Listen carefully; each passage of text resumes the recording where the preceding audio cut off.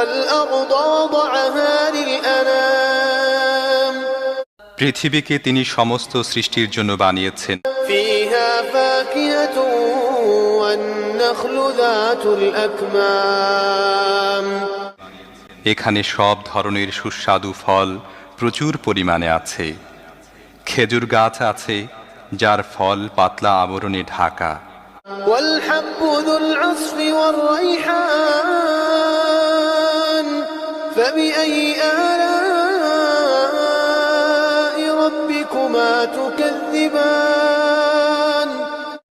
নানা রকমের শস্য আছে যার মধ্যে আছে দানা ও ভুসি উভয়ই।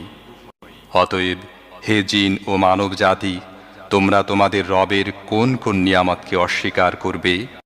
خلق الإنسان من صلصال